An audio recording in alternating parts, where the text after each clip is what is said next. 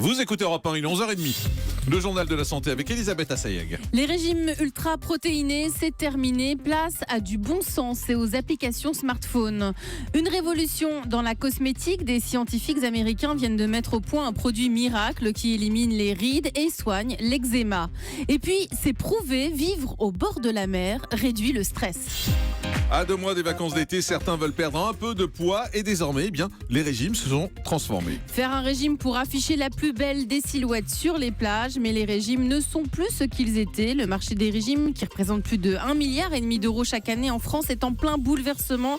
Les ventes des produits allégés ont baissé d'environ 12% sur un an. Ce qui marche aujourd'hui, c'est le régime personnalisé grâce à une appli smartphone et surtout grâce à une bonne dose de bon sens. Europe 1 a recueilli les témoignages de Lauriane, 35 ans, qui a arrêté les régimes ultra-protéinés et qui a perdu 10 kilos en 3 mois avec son coach en ligne et du bon sens. Par rapport à tous les régimes que j'avais pu faire jusqu'ici, celui-ci ne me coûte pas trop cher parce que je mange essentiellement des légumes. Avant, j'avais essayé le régime du camp où là, c'était un régime hyper protéiné et là, il fallait acheter beaucoup de viande, donc ce qui coûtait beaucoup plus cher. Ça me coûtait environ 200 € par mois. C'est juste en fait du bon sens, manger des choses saines, des légumes, des fruits, passer un petit peu plus de temps dans la cuisine et c'est plus du temps que de l'argent. Voilà, comme on fait nous, on mange des légumes puisqu'on mange des chips depuis tout à l'heure. Des chips de légumes.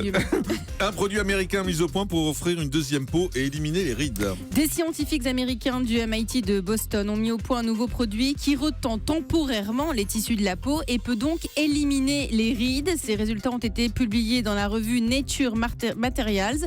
Cette découverte révolutionnaire est comparée à la découverte d'une seconde peau. C'est en fait un polymère à base de silicone qui peut s'appliquer en une couche fine et invisible et qui redonne à l'épiderme les propriétés mécaniques et l'élasticité d'une peau jeune. Le produit fait effet jusqu'à 24 heures. Les premières études n'ont montré aucun effet secondaire, c'est ce qu'indiquent les chercheurs.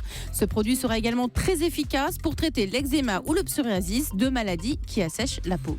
Et à minuit, on se retrouve déguisé en citrouille. C'est ça, c'est tout lâche d'un coup, prof, au bout de 24 heures, et La toutes les crème rides se réapparaissent. Le mec, il croit qu'il est avec une nana qui a 20 ans, finalement, il en a 40. Vivre au bord de la mer réduirait le stress. 40, c'est très jeune, Jean-Marc. Je n'ai pas dit que c'était vieux, j'ai dit que c'était le double. On n'a pas forcément des rides. Vivre au bord de la mer réduirait le stress. La vue sur la mer pourrait être un remède naturel pour lutter contre l'anxiété, la dépression. D'après les résultats d'une étude publiée dans la revue Medical Health and Place, les chercheurs ont mené une étude avec 450 volontaires à Wellington, en Nouvelle-Zélande. Ils ont recherché les bienfaits sur la santé quand on se trouve face à l'océan. Les chercheurs ont constaté que les résidents qui vivaient au bord de l'eau étaient généralement beaucoup moins stressés que les autres. Et en revanche, ils ne sont pas parvenus à la même conclusion avec ceux qui résident en face d'espaces verts, de parcs. L'auteur de l'étude a préconisé qu'un aménagement approprié du territoire dans les zones où il y a beaucoup de monde, en offrant par exemple une vue sur la mer depuis des hauts immeubles d'habitation, cela pourrait potentiellement améliorer certains troubles mentaux comme la dépression. Effectivement, je suis très détendu l'été. Je ne sais pas si c'est parce qu'il y a la mer ou parce qu'il n'y a pas Julie. Sur la plage abandonnée, Parce que je suis pas là. coquillages et crustacés, qui l'eût cru déplore la perte de l'été, Ça fait du bien. qui depuis s'en est allé. Imaginez face à la mer avec ça, c'est le bonheur. La rosacée pourrait être le signe de la maladie d'Alzheimer. C'est en tout cas une des pistes de recherche d'après les résultats d'une étude publiée pour la revue médicale Annals of Neurology. Ce risque augmenterait pour les femmes de plus de 60 ans. Les chercheurs de l'université de Copenhague au Danemark ont compilé plusieurs études avec des données médicales de plus de 5,5 millions d'adultes entre janvier 1997 et 2012. Parmi les participants, plus de 82 000 patients étaient atteints de rosacée. Les conclusions montrent qu'il existerait un lien entre rosacée et maladie d'Alzheimer. Les scientifiques ont observé un risque accru de 7% de développer une démence pour les personnes atteintes de rosacée et ce chiffre augmenterait à 25% pour la maladie d'Alzheimer.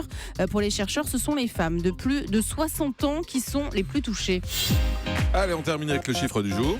Et c'est 3000, plus de 3000 couples en France sont actuellement dans l'attente de donneurs et de donneuses de gamètes.